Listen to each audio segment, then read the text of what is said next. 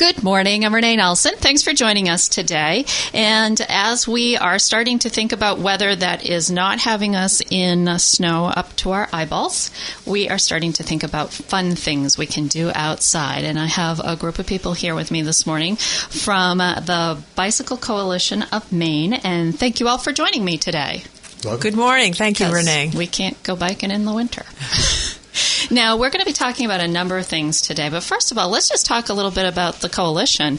This has been around since 1992? 1992, actually started in Augusta. Now, first, I have not introduced my guest. I am sorry. Mark Ishkanian is joining us today, and you are with the Bike Coalition. I'm on the board. You're on the board. Yep. And, of course, it's a name we've known for many years, especially if you were in Maine around the ice storms. You are one of the people who are very near and dear to our hearts because you are bringing the power back to us along with a lot of other people. Also joining us is Zach. Oh, help me, Zach. Smesher. And you are a coordinator of an event that's going to be happening in September, helping to make all of these pieces come together for a ride that will be happening in September we'll be talking about, correct? I am. I'm the event manager for BikeMaine, our week-long ride. Okay, and that's a heck of an event, and we'll be talking about that in just a minute. And finally, our third guest is Kim True. Good morning, Kim. Good morning. Yes, I'm the ride director for the BikeMaine event. Okay. So Zach and I work very closely in making this happen. Okay, so thank you for letting me get through all of that. Now back to the coalition. Now, it's been around for almost 20 years. 23 years. Okay, yeah. And it was founded to be the voice for bicyclists in this state. It is considered now, 23 years later, one of the best state-based organizations advocating for the rights of cyclists anywhere in the country. We also advocate for the rights of pedestrians as well. Oh, fantastic. Now, there's a lot that's going on, a lot that the coalition is doing with the forms of not only like the bike event we'll be talking about, but there's a lot of education and a lot of outreach, isn't there? Right. Our programs are divided into safety education, both for cyclists and for motorists to understand what the rules of the road are.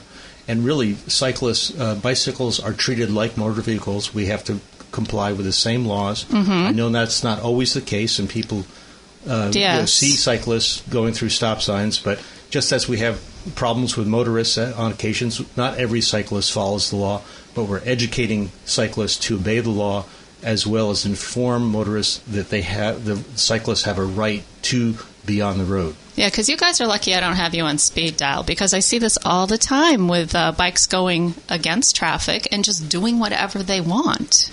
I mean, there's always going to be some problem cyclists, but the coalition really does try to educate cyclists about the rules of the road.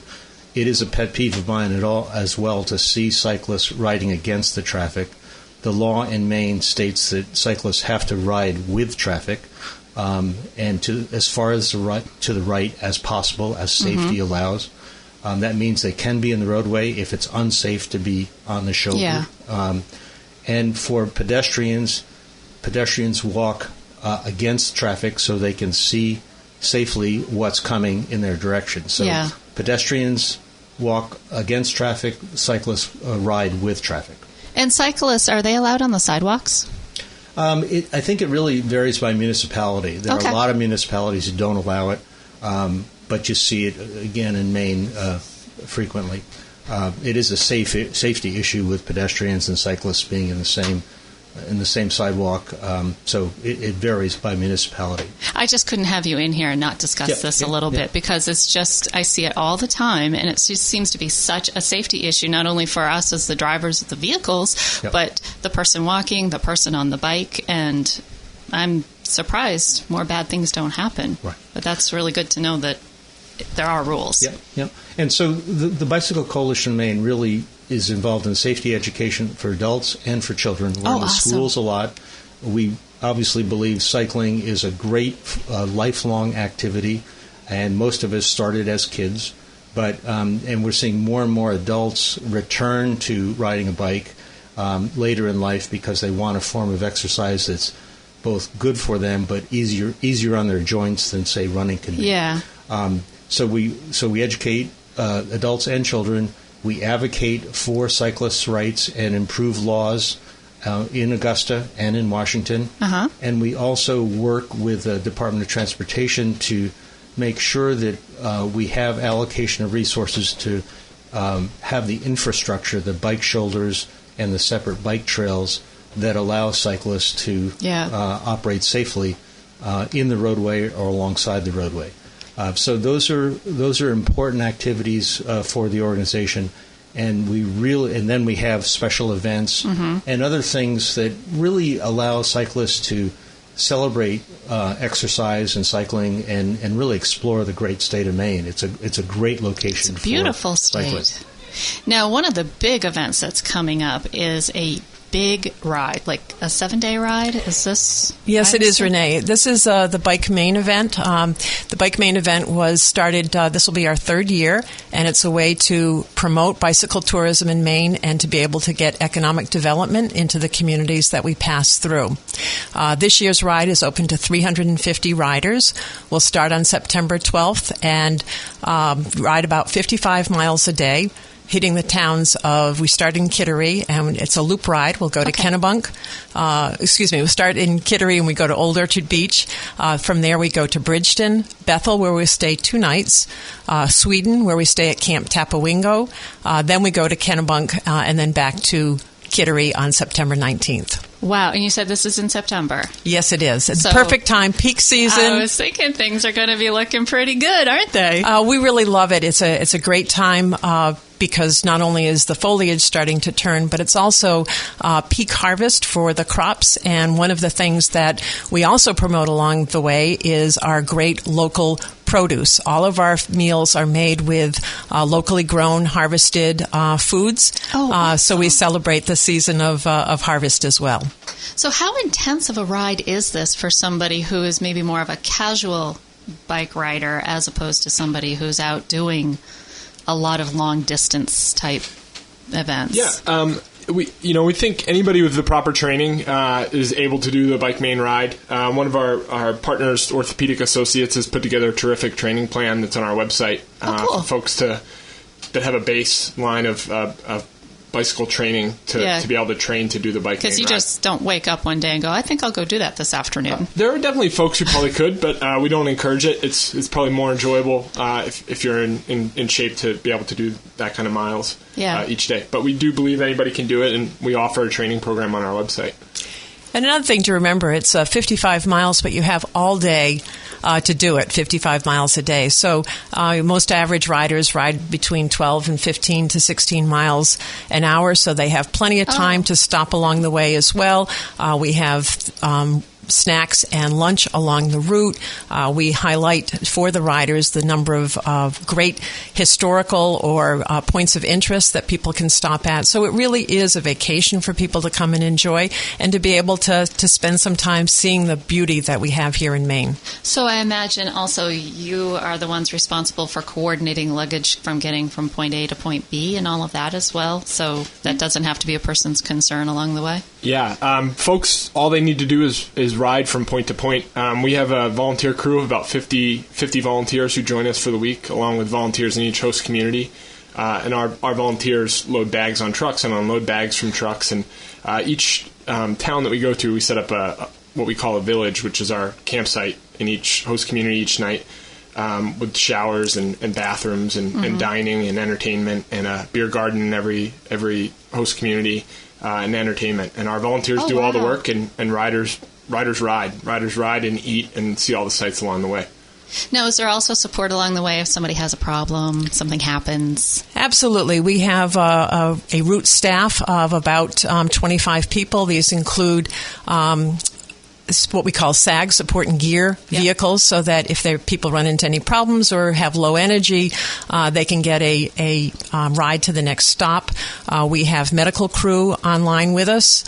We have bike mechanics. We have ham radio operators, so that any place there might be no connection for cell phones, we at least have emergency communications that are there. So we really do have a well-supported route, and we also have a lot of great Maine folk who come out and cheer the riders along the way as well, so that the riders, as we've heard many a rider say, they feel like they're a rock star when they are traveling along the roads. That's pretty cool. Now, this isn't just something for Mainers. People come from around the country, around the world, I would imagine, to do this sort of ride? Yeah, last year we had representation from 35 states and 5 countries. Oh, wow. And more folks from out of state than in state. But we definitely have folks from in-state as well. Mm-hmm. Folks who have lived in Maine for years have said they've seen a different part of Maine because they've been on BikeMaine. They see it from the seat of their bicycle. And we really try and route the route to take roads that are less traveled, that people haven't seen before. Yeah. Unless you were on BikeMaine, you wouldn't have a reason to go on these roads in your normal life. So we take great pride in finding those roads and finding the locations that people wouldn't normally see in their daily life. And so there's something of interest for everyone. And Maine is one of those places that people all over know about and has the mystique. So folks want to come to Maine and ride. But there's also something for folks who have lived in Maine their entire life and ridden in Maine for them to see as well. Well, because it sounds like you get a nice little sample of, kind of a coastal area, a little bit more inland, and a little bit more of the woods that we have to offer. Yeah, every year we have a different route. So this is our 3rd year, so this will be our 3rd different route. Our goal is to travel to every part of the state. And so each year it's a little bit something different. And the past 3 years we've had a little bit of coastal and a little bit of inland for riders to see. So that's cool. You can come back year after year after year and you're going to get a new experience. Exactly. Oh, that's awesome. Now, how would somebody go about getting more information about getting involved with this, finding that training program so they can start getting ready for this? We have a robust website that can be found at ride.bikemaine.org. And on that, it gives you all the information about the routes, about the training program, about what to pack when you come. It also has the registration link to get to the registration page in order to be able to register. The fee involved in it is $875 for the week. Mm-hmm. That includes all 18 meals, as well as your transportation, your entertainment, your access to showers to the village. So it's a very economical vacation for people to take. Yes, it is. That's awesome. Well, that sounds like a really wonderful, wonderful project. Renee, can I get back to the point you made earlier about the fact that people look at this week-long ride and 55 miles a day for 6 days and think it's maybe too much for them. A lot of people come to cycling through a participation in an event. Uh-huh. There are a lot of charity rides in this state that are very popular and very successful, and a lot of people have gotten on their bike the first time because of a day-long event or a 3-day-long event. This is another in a series of events that, as Kim said, we're trying to provide support in the local communities and also support for Bicycle Coalition of Maine programs. But it really is something that almost anybody can do. It's just the motivation to get out and exercise, do some preparation, and really have that positive attitude that you can do this. We had age range last year from 18 to about 75 years old. And when you was 81, actually, 81, Mark. Okay, 81. So when you look at these people at the starting line on day one, you think, how are they all going to make it through 350 miles? And the reality is you do it 1 mile at a time, and everybody does it on their own pace. It's not a race. And it really does show what's possible for somebody to be able to really explore a portion of Maine with their own power and have enjoyment both on the bike and also when they get off the bike. We really support riders off the bike as well through entertainment and great food and great interactions with the community. So if anybody's out there thinking they can't do this ride, I would say, get on your bike, start training a little bit, and you'll see what's possible, because it really is available for almost everybody to do as long as they have a commitment to get in shape. Yeah, because it sounds like an extraordinary experience to be able to do that, to go for that ride, to see those parts of the state. Like you said, the road's not quite as traveled as you might be in a car, and just experience that and the wonderful Maine foods and it sounds great. It is a wonderful experience because a community develops along the way, a community of riders. And there's something about with people who are all have a passion around something, such as bicycling, get together, and it opens up people's horizons to what other types of events they can do throughout the country, throughout the world. The other thing is that it's a great way to be able to see things that a rider traditionally would not see if they were to do an event like this on their own, if they were to just go out and bike the 350-mile route, because of what the communities are willing to do in order to make this an opportunity for the riders to see sights in the town that the normal person just traveling through would not get to see. So our riders have all kinds of surprises awaiting them who elect to ride with BikeMaine. For example, in Gardner last year, they closed down Water Street and had tables spread for all 300 riders and volunteers to be able to eat outdoors, served by the community members. It was just such a special occasion, and they had free boat rides for our riders to be able to go up and down the Kennebec River, things that somebody riding from town to town on their own outside of BikeMaine just would not be able to have that experience. That is so cool. It's really cool the way the communities are like, come, please, come. The communities are incredibly receptive. We're traveling in some towns that have a history of tourism, but many of the communities don't regularly have tourists coming in large groups. So the towns are very excited about having an opportunity to show just how warm and friendly and how much their town has to offer, not only in September, but also to tell riders about things that can be seen in the communities at other times of the year as well, in order to encourage tourists to come back and see the town in the winter or at another point in time. But the relationships that people riding in BikeMaine get to have with the communities is just something very, very special. That sounds really, really fun. Now, it is fun, and that's why so many of our riders are returning riders each year. Now, is it something that, I know you say you have 350 people, that's pretty much where the people you can handle in an event like that? Can it continue to grow? We are looking to grow the event, but we're looking to grow it in partnership with the state of Maine. We want to make sure that this is a successful event, not only for the riders, but for the communities. Yeah. So we started at 250 riders. We're looking to move it up to 350 riders as we work through some of the logistics that Zach is responsible for handling. And also to be able to coach the communities because they're responsible for making the meals and providing the entertainment. So we coach them in terms of how to make this a successful event from their perspective as well. So, Zach, you must start thinking about the next one as soon as this one's done. I do, and even before the last one is done, we're already thinking about where we're going to go for the next year. But we work with great communities that, as I mentioned, the volunteers in the host communities that we stay with. They're doing a lot of the heavy lifting, and we're bringing them a roadmap for success. Now in our third year, we feel like the map is pretty well drawn out for folks to achieve success. And as we continue to grow, we'll continue to learn. But we've been fortunate to work with some really great host communities over the last several years.